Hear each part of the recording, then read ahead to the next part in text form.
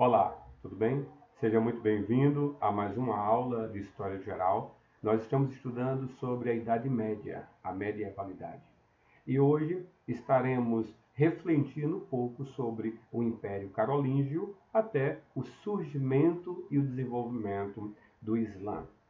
Ora, trabalhar sobre a Idade Média é estar preparado a refletir sobre vários aspectos desde a alta Idade Média ou da baixa Idade Média, nós estaremos pontuando e maximizando assuntos relevantes para um entendimento mais consolidado, justamente com o objetivo para o Enem e também a outros concursos que você venha a fazer.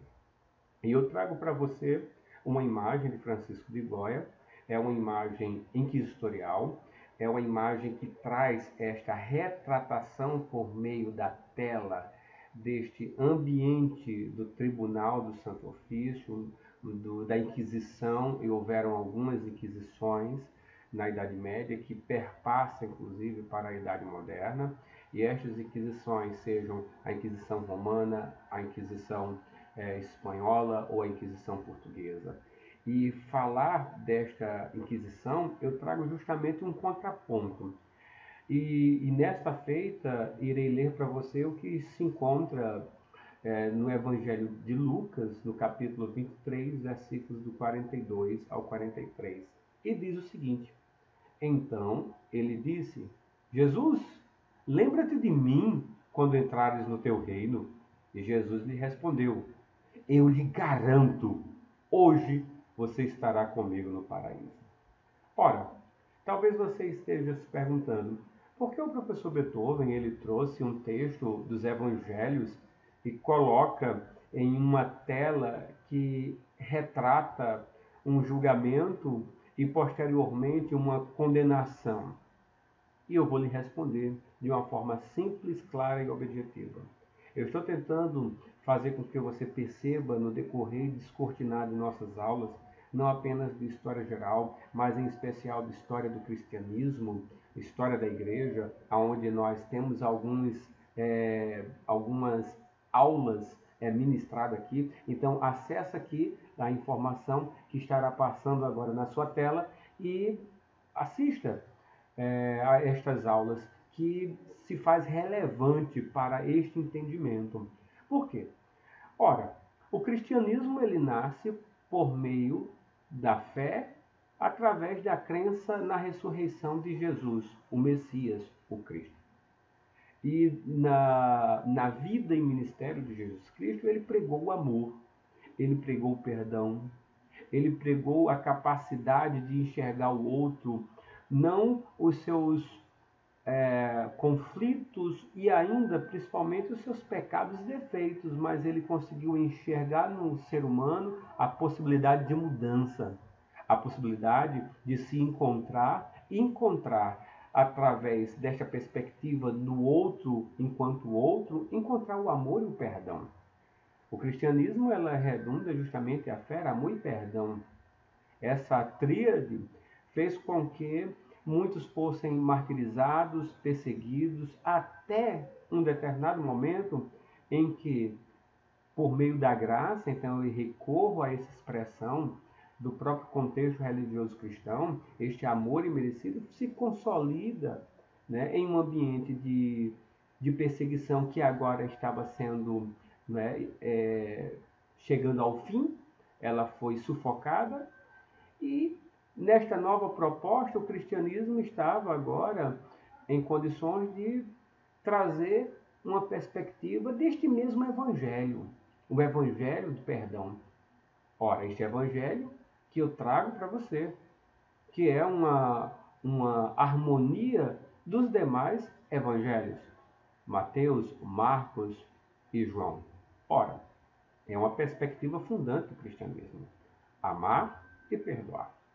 E o que nós podemos ver é que, em um dado momento, nesta estruturação sistemática da Igreja Católica Apostólica Romana, houve de fato, sim, um distanciamento desta essência tão singela do cristianismo.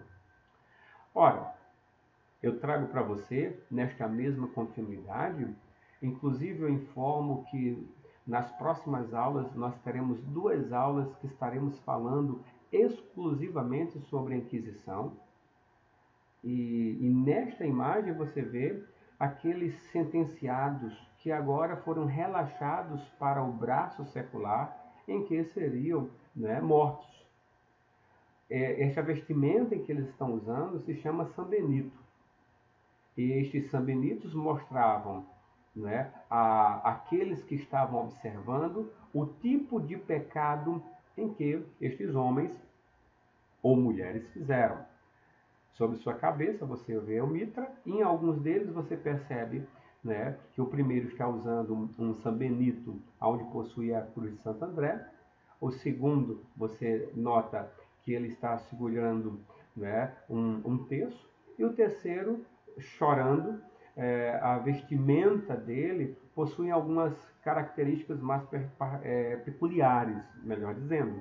E essas características estão ligadas justamente ao que? A imagens de seres noturnos ligados ao inferno, demônios, né? Enfim, mostrando que aquele homem, por causa daqueles pecados em que eles foram julgados e sentenciados à pena capital, à pena mortal, eles iriam, né, mesmo utilizando fogo como uma proposta de purgar os seus pecados, eles iriam para o inferno, no caso, em particular, esse terceiro indivíduo. Ora, trago mais uma imagem, e essas imagens que eu proponho, juntamente com trechos de cenas de alguns filmes, servem apenas para trazer, né, uma ilustração em que você terá condições de visualizar o que e como aconteceu determinado, ou digamos, alguns movimentos, ou ainda melhor, algumas atitudes vivenciadas em um contexto que está, né, distante, né, tanto de mim como de você. Então, essa imagem aqui está mostrando o Tribunal do Santo Ofício, né, em um esplendor máximo, mostrando, inclusive, no centro, no topo, você encontra o fundador do monasticismo dominicano, Domingo de Guzmão Garcês.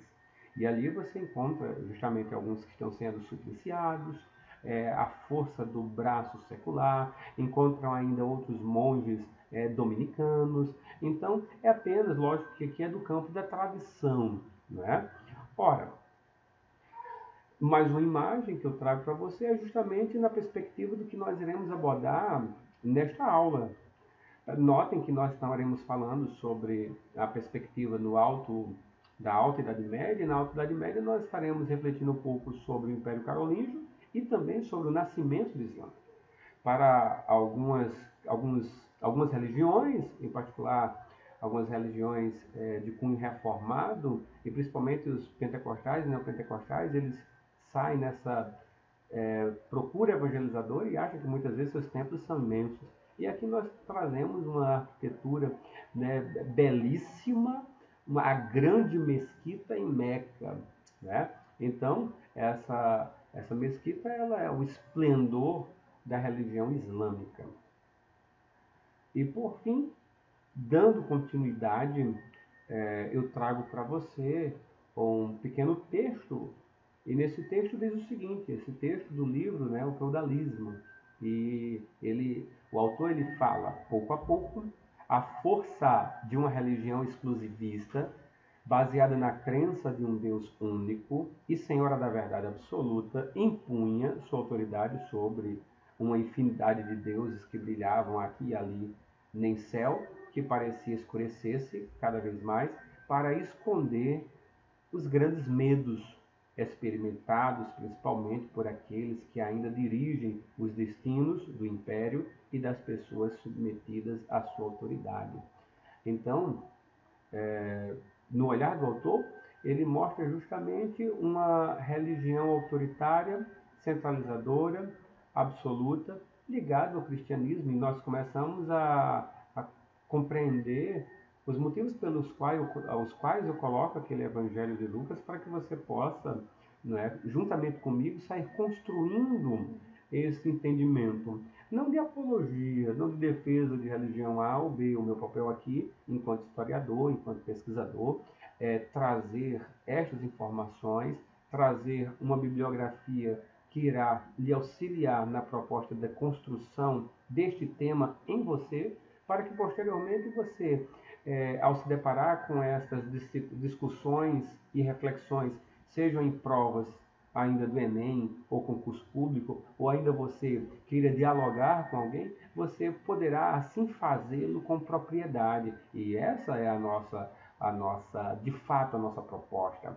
Ora, falar sobre o Império Carolíngio, e eu coloco para você apenas em 3 pontos de um lado e do outro lado direito, você percebe, a autoridade que foi abraçada por este imperador, por este grande guerreiro que não apenas influenciará a sua época, mas a geografia será marcada com as expansões que ele irá fazer, mas também ele irá trazer consigo privilégios para esta igreja, a Igreja Católica Apostólica Romana. Então você percebe nessa imagem, as bênçãos de Deus que estão sendo, conduzidas para que este império possa lograr êxito em todos os aspectos. Ora, o Império Carolíngio nada mais era que uma tentativa de resgatar as dimensões espetaculares que teve o Império Romano. O Império Carolíngio, como também foi conhecido como o Novo Império Romano do Ocidente. Ora, Carlos Magno se alia à Igreja Católica Apostólica Romana e ao Papa Leão. Então, 768 a 814. E é este pontífice que coroa, Carlos Magno. Ora, eu trago para você, querido aluno, aluna, você professor, você que está querendo informações, para que possa esclarecer talvez alguma dúvida, pontos relevantes, de características deste império. Então, primeiro, a grande extensão territorial. Perceba que, de fato, ele cresce vertiginosamente. É lógico que não poderíamos comparar ao crescimento e às extensões que o Império Romano ele chegou, inclusive, no máximo já no segundo século. Mas, de fato, foi um império que cresceu muito. Ele valoriza o processo evangelizador do cristianismo na Europa. Isso aí é importante que você saiba. É necessário que você perceba este contraponto em que estes imperadores, em que os monarcas irão, de fato, privilegiar a igreja, privilegiar a religião cristã. O imperador Carlos Magno ele protege a Igreja Católica Apostólica Romana. Ora, é no império dele que nascem as leis capitulares, ou seja, o direito costumeiro, o direito ligado às tradições. Então, notem que já falamos anteriormente sobre o imperador Justiniano, já falamos anteriormente no direito em sua gênese, que falava justamente sobre as 12 talhas, as 12 tábuas, e agora você percebe justamente que o direito ele vai sendo agora absolvido e ressignificado. Inclusive ele propõe uma defesa, um fortalecimento da defesa das suas fronteiras por meio dos marqueses. Ora, nós observamos que é neste período que as doações de terras aos vassalos nobres, o fortalecimento do feudalismo, o renascimento carolígio, foi um renascimento cultural e artístico exuberante. E, por fim, eu chamo a atenção, mais uma vez a você, sobre o Tratado de Verdun. Esse tratado consistia justamente na divisão deste império após a morte de Carlos Magno para os 3 filhos dele, Carlos, o Calvo, Lotário e Luís, o Germânico. Falar um pouco sobre o nascimento, a gênese do islamismo, e falar sobre este crescimento, falar sobre o islamismo, é falar sobre o profeta, é falar sobre Maomé. Então, eu trago em linhas gerais, né, alguns pontos relevantes que você deve saber sobre o islamismo. Ora, ele se desenvolve, ele nasce e se desenvolve no século VII na Península Arábica. Maomé ele era de família humilde, ainda em sua infância ele perde, né, sua mãe, seu pai, e é adotado, criado pelo seu tio. Seu tio ele era mercador, inclusive posteriormente ele trabalha com o tio, e com o tempo depois ele vai trabalhar com uma jovem senhora viúva, né? E ela termina dando para ele a possibilidade de continuar as suas atividades comerciais. E aos 40 anos, ele consegue, né, em um momento de reflexão interessante, eu chamo a atenção para você que o islamismo ele tem um pertencimento muito próprio, com características, sejam neotestamentárias ligadas a Jesus ou veterotestamentárias ligado a uma tradição consolidada na Tanar judaica, né? Então estou falando do livro sagrado também do judeu. Ora, expressões como Abraão, Isaac, Jacó, José, Davi, inclusive Jesus, é mencionado. Então Maomé, ele recebe uma revelação do anjo Gabriel, e o anjo Gabriel propõe a ele, né, ele informa a Maomé que ele foi escolhido por Deus para pregar, né, a verdadeira mensagem. E esta verdadeira mensagem será consolidada posteriormente no Alcorão. O Alcorão é dividido em capítulos, né, capítulos conhecidos inclusive como sutras, né? Ora, o Alcorão ou Corão, quando o Maomé recebe aquela palavra, ele vai pregar para os seus irmãos, familiares, compatriotas, ele não é recebido com muita alegria e ele foge de Meca e vai para uma região que posteriormente se chamará Medina. Essa fuga de Meca para Medina se chama Égira, e é este momento que nasce o calendário islâmico. E aos 62 anos, em 632, ele morre. Chamo ainda a atenção a você que quando ele volta de Meca, ele volta para Meca, ele sai de Medina e volta para Meca, 20 anos depois, há um crescimento muito forte no islamismo. E realmente, o que não cresceu em 20 anos, ele vai crescer geometricamente nos anos posteriores. E cresce até hoje.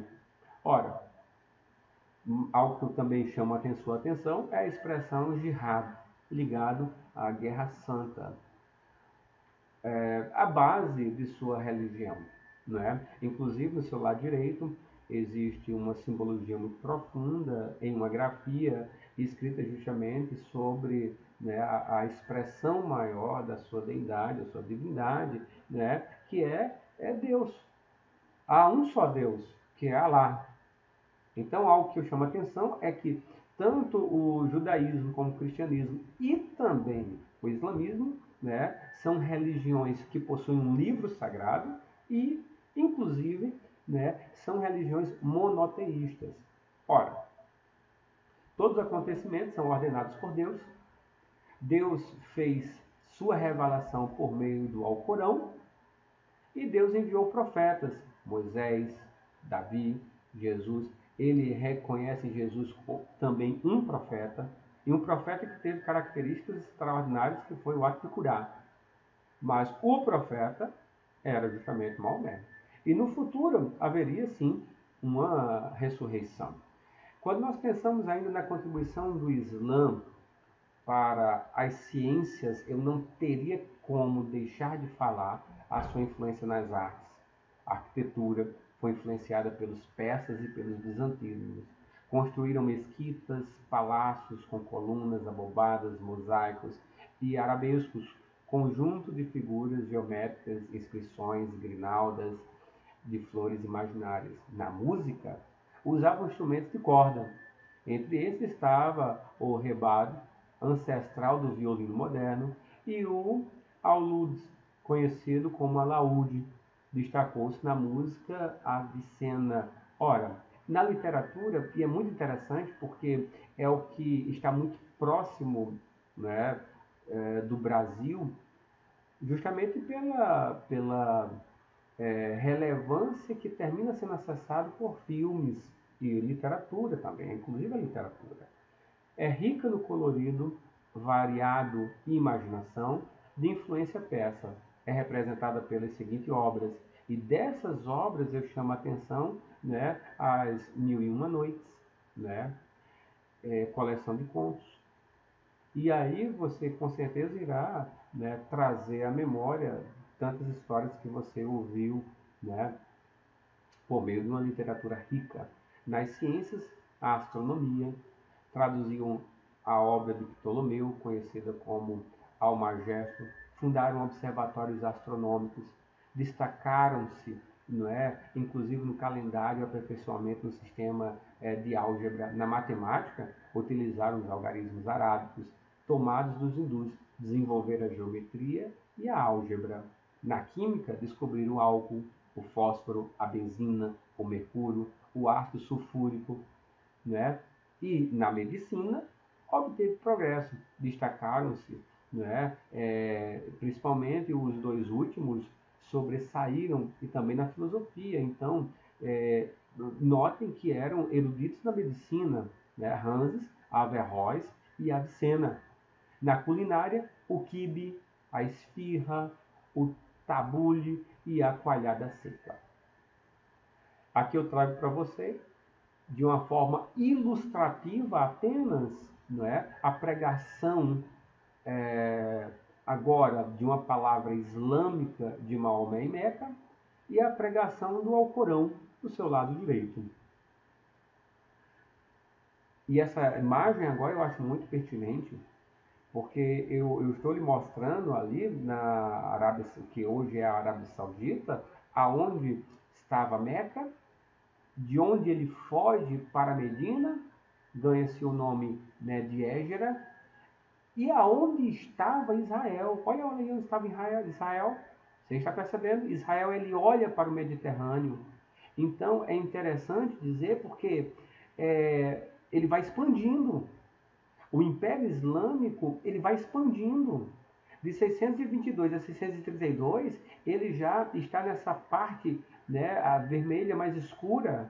Logo de 32 em diante a 61, o império, ele vai crescendo, entra já no norte da África, ele toma conta de Jerusalém, Edessa, Antioquia. Agora preste atenção, este local onde eu coloquei um círculo, ele é conhecido como a Terra Santa, e muitos peregrinos constantemente eles se lançam em uma proposta de expiação do seu pecado, peregrinando, andando e muitas vezes saindo da Europa até chegar, né, a Jerusalém. Porque Jerusalém, como diz David Hunt, ele é um cálice de tontear, disputado pelos seus locais sagrados, né, por as maiores religiões monoteístas que nós conhecemos: o islamismo, o cristianismo e o judaísmo.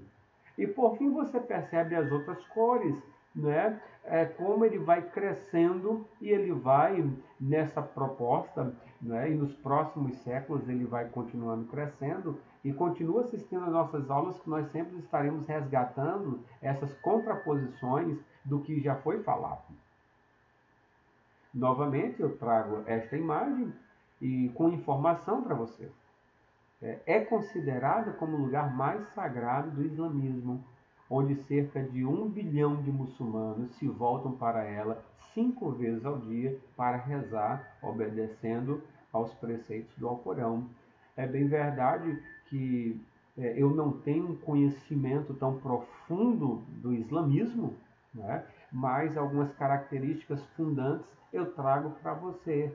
Eu trago na proposta justamente de fazer com que você possa enxergar não apenas uma religião fantástica que traz uma contribuição, inclusive, no aspecto cultural, mas eu quero lhe informar também, né, que ela tem contribuído no decorrer dos séculos. Aqui a Mesquita de Omar, em Jerusalém, você perceba também o Muro das Lamentações. Realmente ela é belíssima.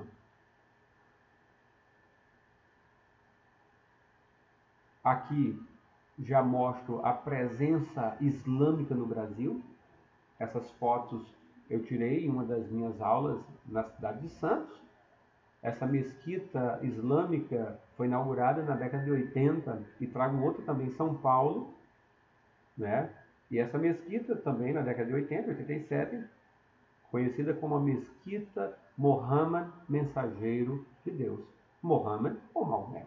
É uma mesquita islâmica xiita no Brás. Inclusive em outras capitais, o islamismo tem crescido bastante, né? Não apenas em São Paulo, mas em outros estados. Inclusive tem chegado no Nordeste, como por exemplo em João Pessoa, na Paraíba.